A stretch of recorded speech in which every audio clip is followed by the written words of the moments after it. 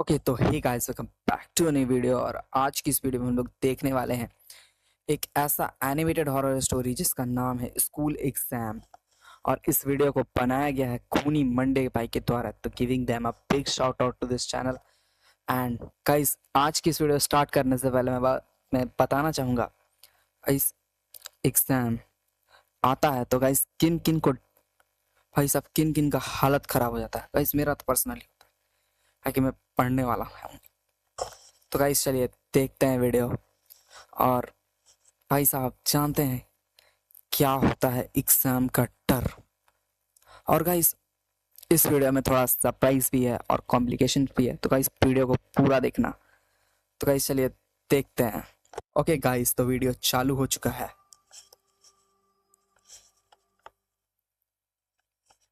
School exam ये शब्द शायद किसी हॉरर स्टोरी से भी ज्यादा डरावना है। आज डरावना की कहानी भी इसी शब्द से जुड़ी है।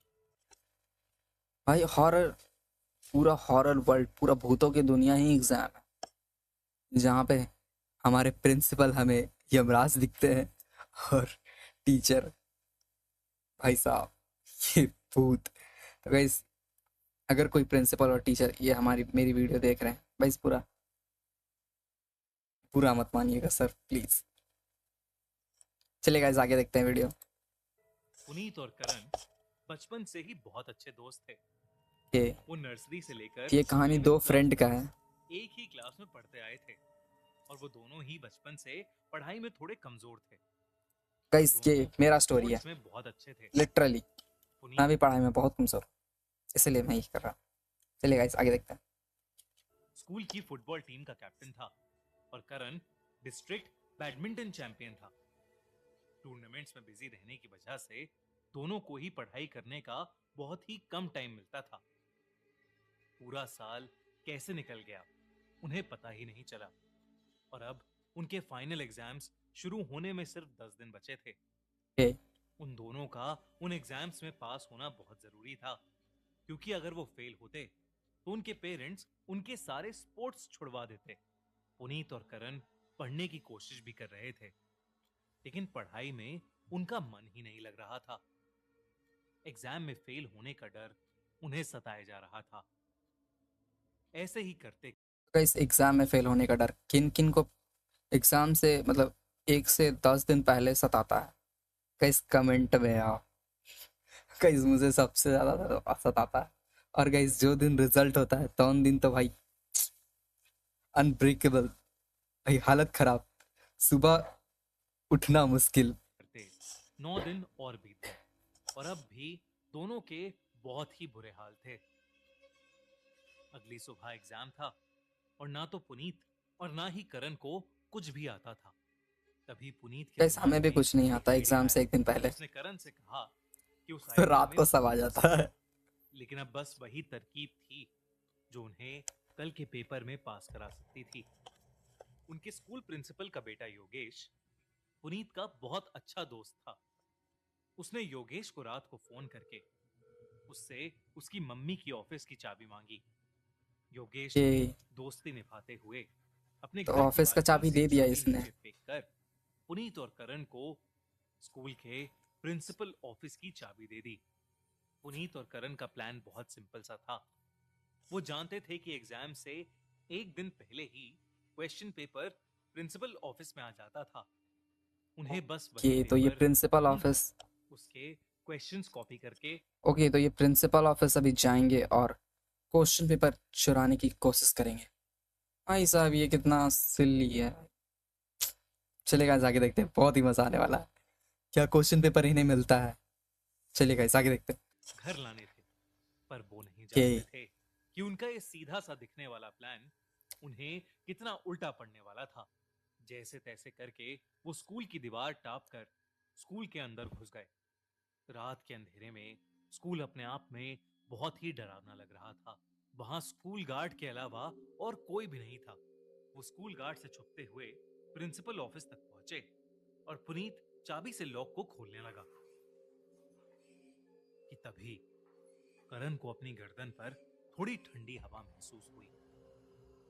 उसने अपनी बाई तरफ देखा तो उसे ऐसा लगा कि जैसे कॉरिडोर के एंड में कोई खड़ा उन्हें देख रहा है। साहब कौन है ये? करण पुनीत को बुलाने के लिए मुड़ा, पर जब उन दोनों ने वहां पर देखा कहीं तो शायद उस कॉरिडोर चौकीदार ने में इन लोगों को देख लिया है अभी। इस क्या वो पुनीत ने चौकीदार ही करण था की क्या, बात को नजरअंदाज किया या कोई और और ऑफिस था? का ताला खोलकर वो दोनों तुरंत ऑफिस के अंदर घुस गए।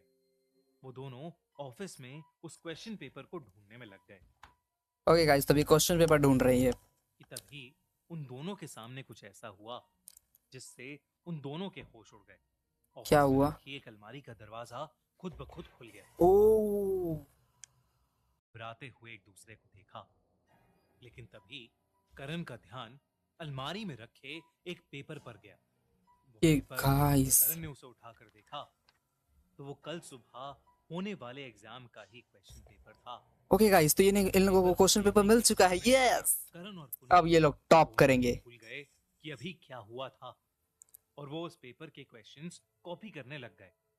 तभी अचानक अरे से बुढ़बा भाई, क्वेश्चन प्रिंसिपल पेपर के लेके दरवाजे निकलना पर भाई। वो किसी ने नॉक किया। दरवाजे पर नॉक सुनकर पुनीत और करण का दिल उनके मुंह में आ गया। उन्हें लगा दिल मुंह में शायद आएगा, योगेश यहाँ गुर्दा मुंह में आ प्रिंसिपल जाएगा। मैम को बता दिया है और वो उन्हें रंगे हाथों पकड़ने यहाँ आ गई हैं।